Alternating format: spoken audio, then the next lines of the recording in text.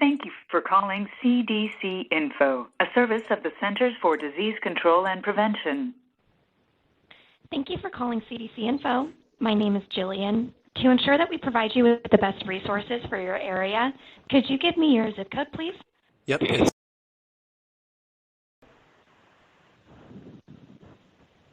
All right, thank you so much. And how can I help you today? Yep, so I just had one question really, because what I keep hearing is that the vaccine doesn't actually give you immunity.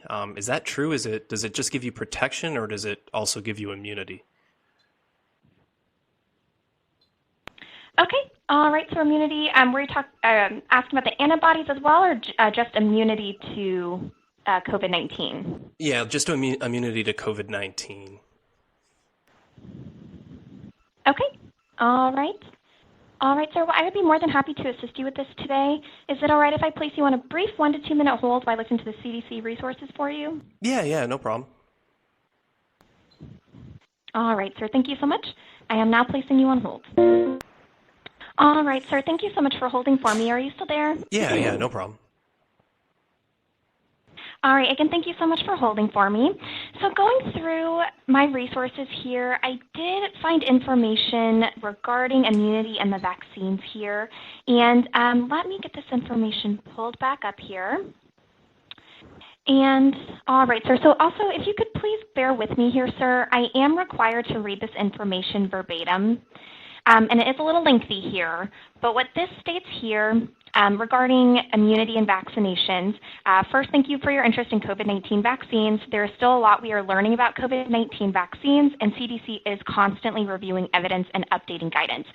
Both this disease and the vaccine are new, so we don't know how long protection lasts for those who are vaccinated. What we do know is that COVID-19 has caused very serious illness and death for a lot of people, and if you get COVID-19, you also risk giving it to loved ones who may get very sick. So again, getting a COVID-19 vaccine is a safer choice.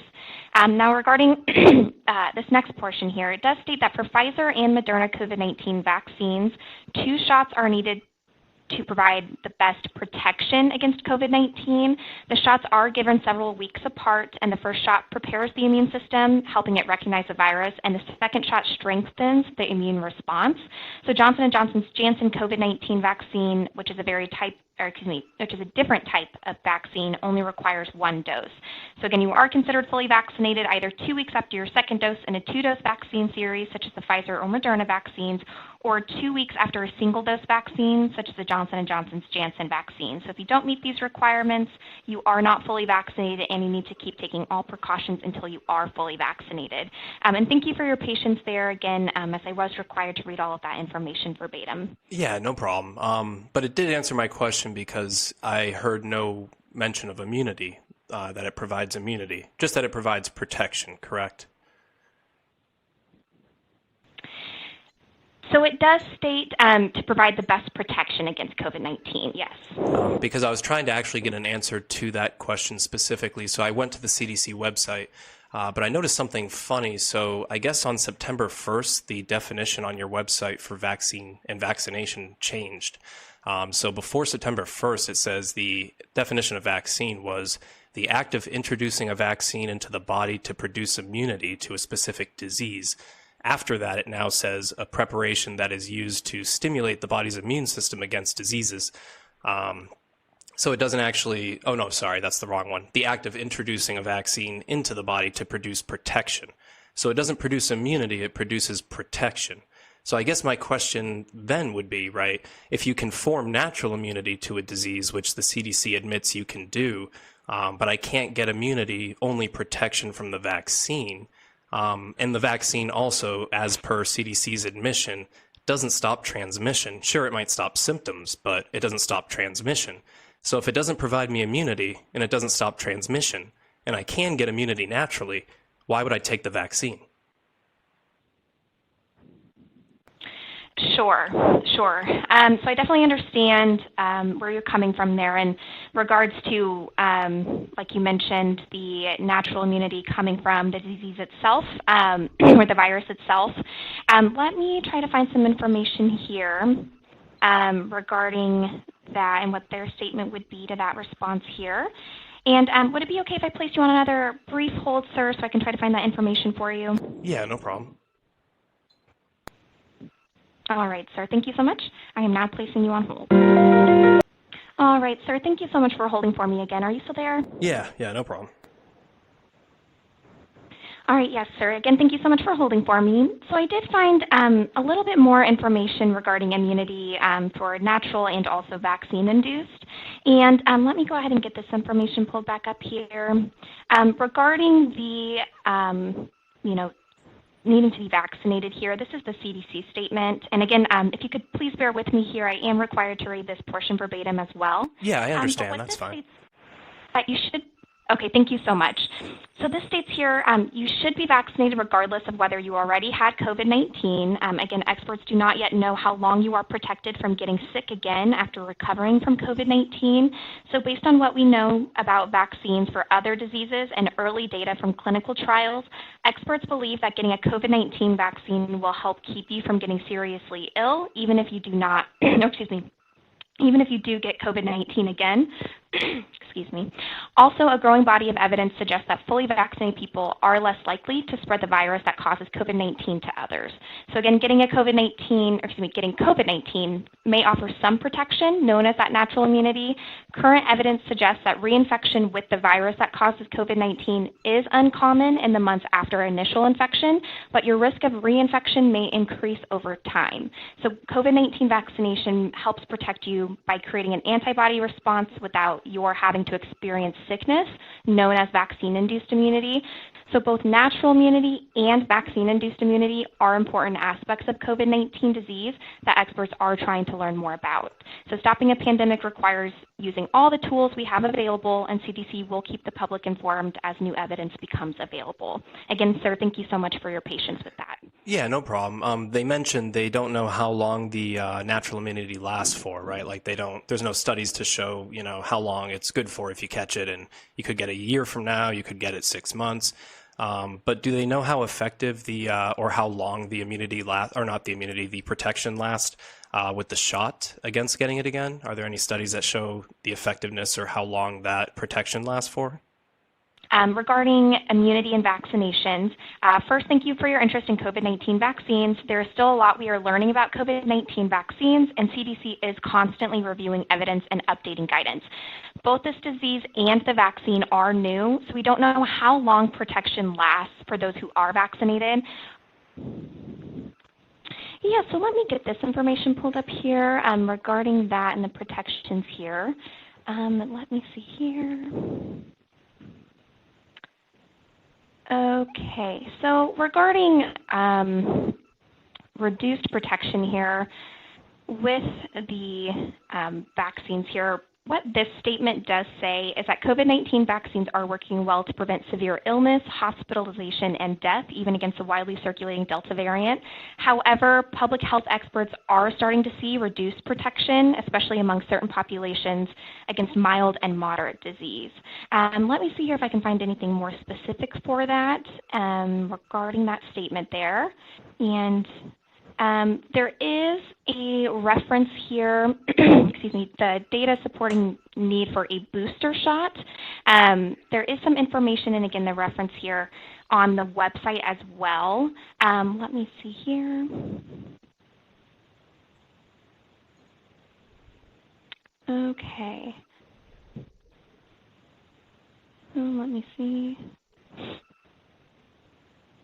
Okay, so it does state that studies show that after getting vaccinated against COVID-19, protection against the virus may decrease over time and be less able to protect against the Delta variant. So although COVID-19 vaccination for adults aged 65 years and older remains effective in preventing severe disease, recent data, which is that reference that I was speaking about, suggests that vaccination is less effective at preventing infection or milder illness with symptoms. Now, let me see if there's a specific study that is referenced here that I'd be more than happy to email you the link for as well. And let me see if that is referenced here. I think I misheard you. Did you say it's less effective, or did you mean more effective? The last, I think it was the second to last or last sentence you said. Here.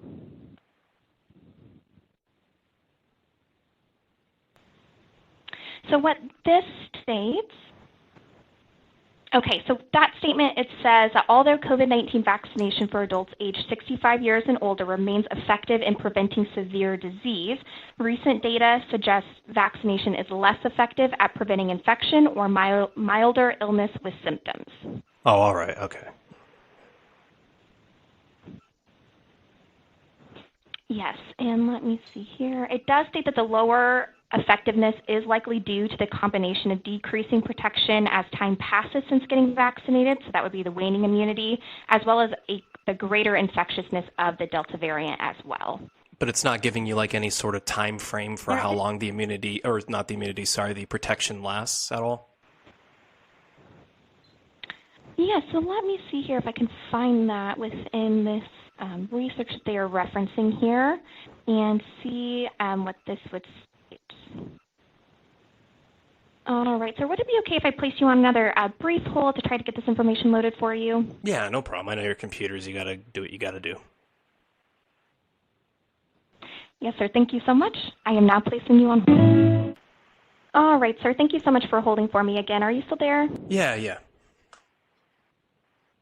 All right. Again, thank you so much for holding for me. So going through this reference here, and what this reference is, it is a link from the CDC page here, and it is for it's actually an 88-page slide. But going through here, they have various different data points here. But one of the statements within here, it does state that the booster dose of Pfizer vaccine increases immune response in those who have completed a primary series approximately 6 months previously. And now going again through here, it does have other, let me see if I can get this pulled up here, other references here to the studies here, which would be the time since the second dose would be greater than or equal to 5 months. Okay. So basically like a 6 month time frame. That is what that states on here. Now, do they think that it's going to end with the third, or is it, if that's the case, would it end up being like you'd have to get, a booster shot every 6 months, 6 months with that logic, or?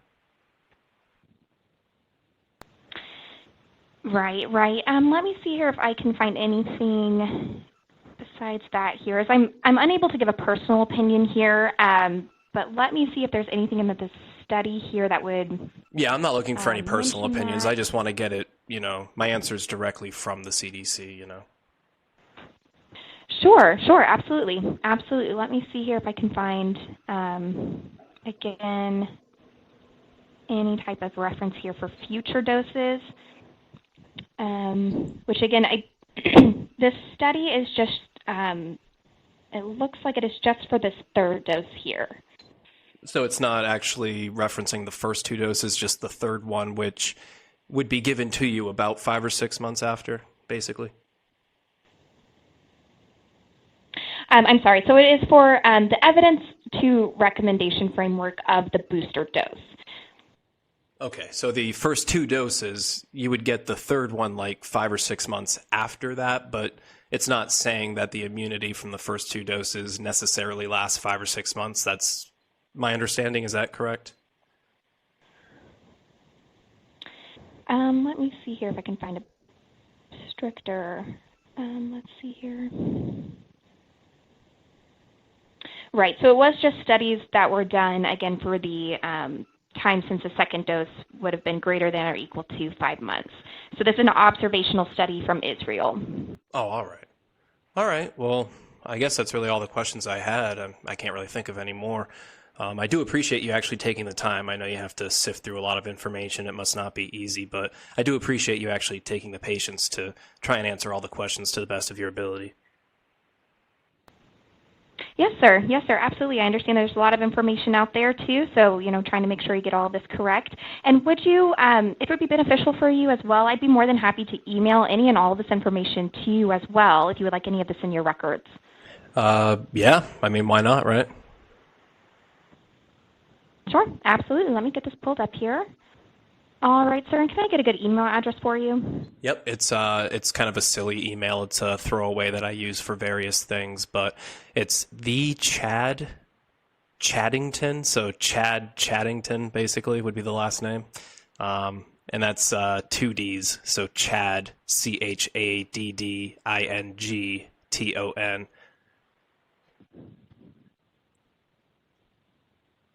And that would be at protonmail.com.